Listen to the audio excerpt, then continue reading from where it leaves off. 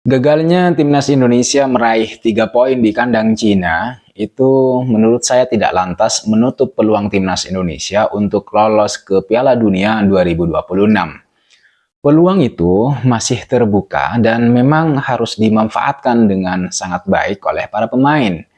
Memang di satu sisi kita sangat menyayangkan dua hal. Pertama, kita tidak bisa menang melawan Bahrain di laga sebelumnya, padahal seharusnya ya kita menang begitu.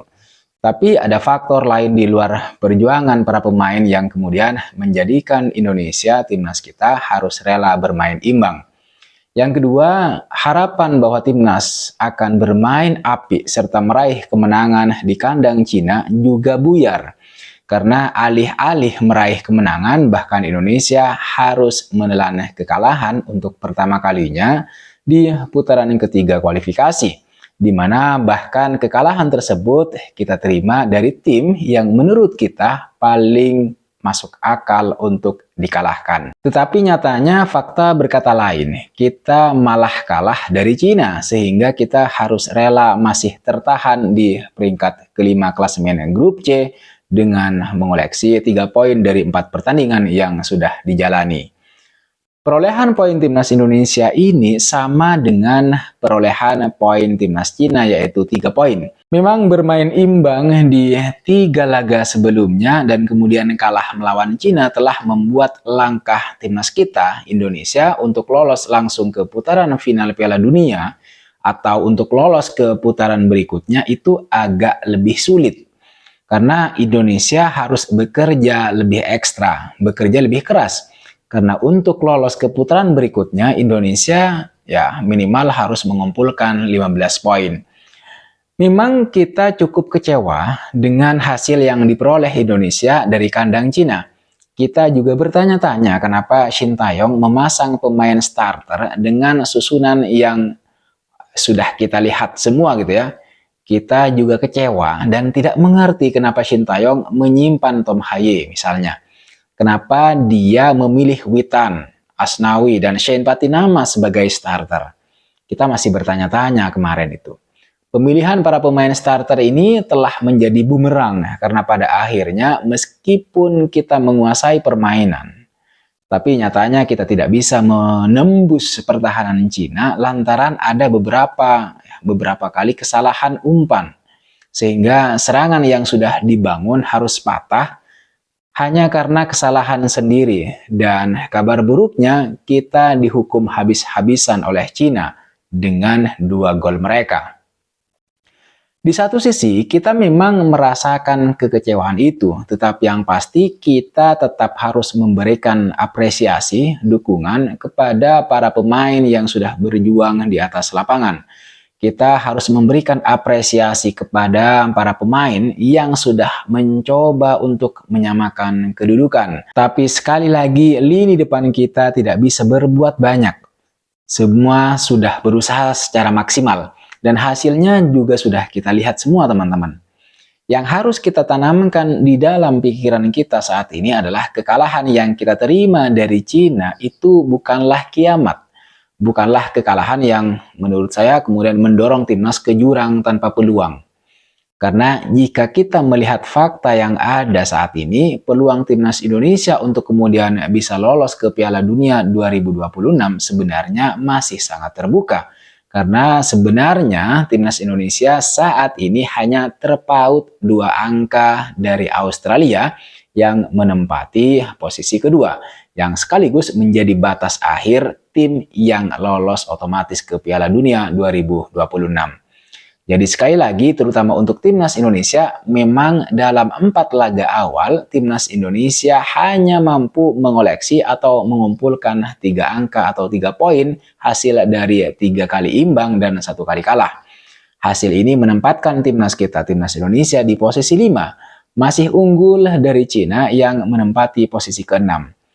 Meskipun belum pernah menang, peluang timnas Indonesia untuk lolos ke Piala Dunia 2026 ya lewat jalur babak ketiga atau finish sebagai 2 besar di grup C itu masih terbuka lebar. Kita masih punya peluang untuk lolos langsung ke putaran final Piala Dunia atau melalui jalur berikutnya atau putaran berikutnya, asalkan peluang lolos ini dimaksimalkan dengan baik, bukan dibuang cuma-cuma dengan strategi yang tidak tepat. Oleh karenanya, setidaknya ada beberapa alasan kenapa timnas Indonesia masih memiliki peluang yang cukup besar untuk lolos ke Piala Dunia 2026, terutama melalui putaran ketiga yang sedang kita jalani ini. Yang pertama, soal jarak keterperolehan poin.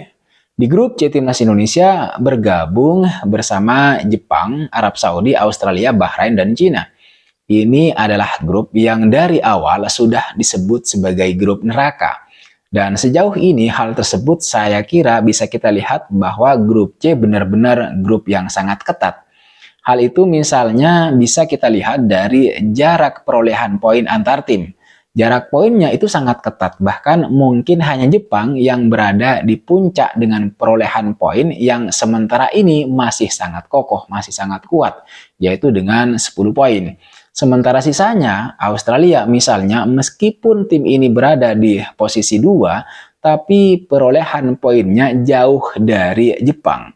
Tapi sangat dekat dengan tim-tim yang berada di peringkat bawahnya, yaitu 3, 4, 5, dan 6. Australia meskipun menempati posisi 2, tapi poinnya masih 5. Di bawah Australia ada Arab Saudi dan Bahrain yang sama-sama mengoleksi 4 poin. Sementara Indonesia dan Cina itu kompak mengoleksi 3 poin. Jadi jarak poin seluruh tim dari tim yang menghuni peringkat 2 itu cuma 2 poin. Yang menunjukkan bahwa setiap tim itu masih memiliki peluang yang terbuka, yang sama besarnya untuk finish di peringkat 2 dan lolos langsung ke Piala Dunia 2026. Artinya meskipun saat ini menempati posisi 5, timnas Indonesia hanya terpaut 2 angka dari Australia di posisi 2. Fakta ini menunjukkan bahwa timnas Indonesia itu sanggup untuk bersaing dengan 5 negara lain di grup C. Sekarang masalahnya adalah tinggal bagaimana timnas Indonesia memanfaatkan 6 laga tersisa dengan sebaik mungkin, dengan semaksimal mungkin. Itu yang pertama. Yang kedua, tidak bisa dipungkiri bahwa kehadiran pemain keturunan tambahan bakal semakin meningkatkan performa timnas Indonesia. Tidak bisa kita nafikan itu.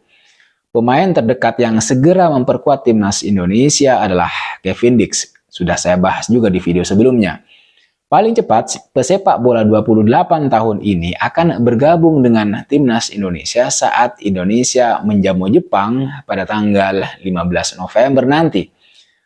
Tidak cuma Kevin Dix, teman-teman, sepertinya masih ada lagi beberapa pemain keturunan baru yang mau bergabung dengan timnas Indonesia.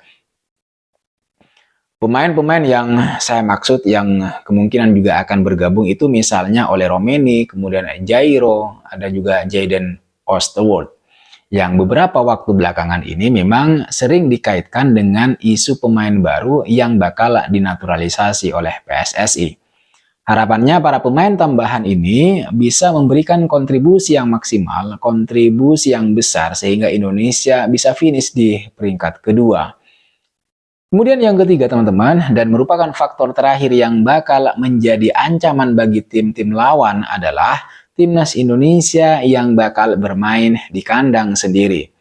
Dari 6 laga tersisa, 4 pertandingan diantaranya itu bakal dijalani timnas Indonesia di kandang sendiri, ya di GBK. Sesuai jadwal, timnas Indonesia akan menjamu Jepang di matchday kelima pada Jumat tanggal 15 November. Kemudian disusul menjamu Arab Saudi pada matchday ke-6 tanggal 19 November, artinya di bulan yang sama. Berikutnya di tahun 2025, Indonesia bakal menjamu Bahrain di matchday ke-8 yang akan dilangsungkan pada tanggal 25 Maret 2025 dan menjamu Cina di matchday 9 tanggal 5 Juni 2025. Dari 4 laga kandang tersebut, timnas Indonesia diharapkan sangat diharapkan minimal memperoleh 10 poin. Jika Indonesia bisa memperoleh 10 poin dari 4 laga kandang yang dijalani tersebut, ditambah lagi dengan 2 poin dari laga tandang di markas Australia dan Jepang, maka timnas Indonesia bisa menutup grup C dengan raihan 15 poin. sekaligus mengunci tempat di Piala Dunia 2026. Akan tetapi teman-teman, semuanya kembali lagi kepada para pemain dan staf pelatih. Apakah mereka mau menggunakan peluang ini atau tidak?